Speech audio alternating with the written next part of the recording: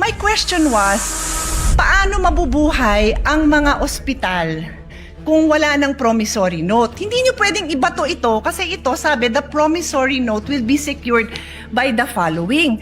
Perhaps Your Honor would like to make an amendment that says that in lieu of the promissory note, kasi yun ho ang sinasabi ninyo. Ang sinasabi ko, hindi nga ho nakasulat. So would you like to propose? Because we are happy to study and support. But hindi nga ho nakasulat yun. Yun lang naman ang puntos ko. Hindi pwede kasi yung intention natin hindi klaro sa batas. Well, that's why I'm glad, Mr. President, that we are in the period of amendments because this representation is very open to proposed amendments, including subject to style, to not just improve the content of the bill, pero klaruhin ang crystal clear kung ano po yung intent niya. So no problem with that, Mr. President. Yes, and that is what I'm doing by using the period of amendment to make the interpellations. I am making it known to the sponsor that what she is saying is not in the bill. So I believe if yun po ang intention ng sponsor, then kayo po ang isulat nyo po yun kasi kayo ang nagsabing yun yung gusto nyong gawin eh. Di kayo po ang magsulat nun and we will be happy to review it kasi hindi ko po amendment yun. Ako yung nagtatanong kung ano ang gagawin ng ospital kung wala siyang promissory note. So sabi nyo ito. So tinatanong ko saan nakasulat yun. No problem, Mr. President. We can improve this in this very period of amendments. Thank you. Tapos balikan natin yung expenses, no?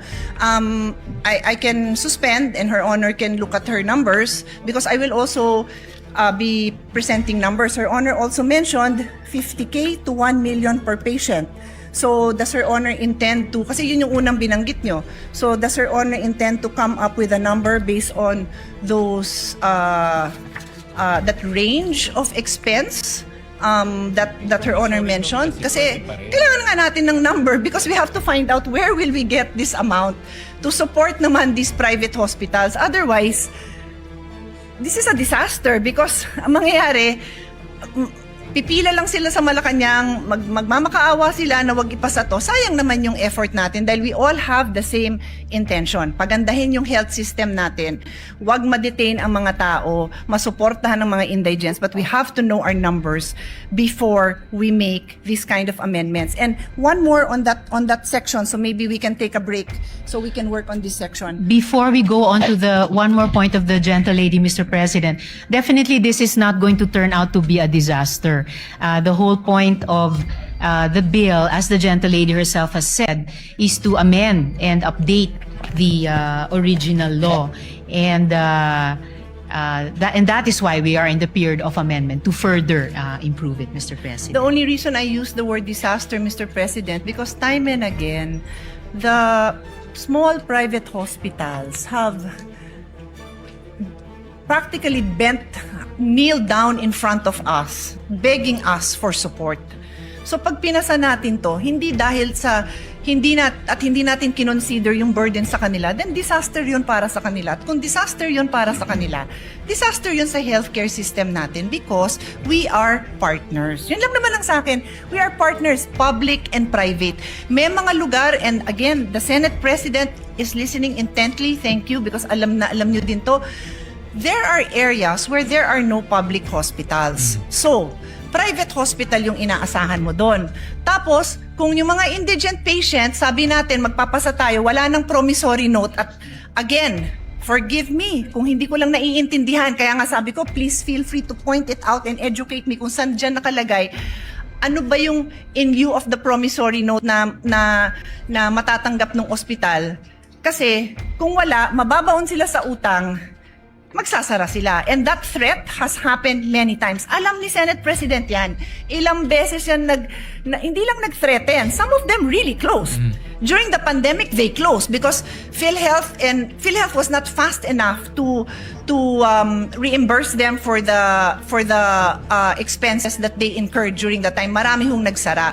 So I'm just banking on experience to ensure that what we pass is a responsible response to this issue. So before I leave section 2, ang idadagdag ko is, did Her Honor take up during the hearings this possible amendment na lahat ng indigent patients wala ng promissory note. Na-take up po ba yan sa hearing so that you would be able to hear the concerns of the different sectors, including the small private hospitals, the small clinic owners, yung mga lying-in clinic.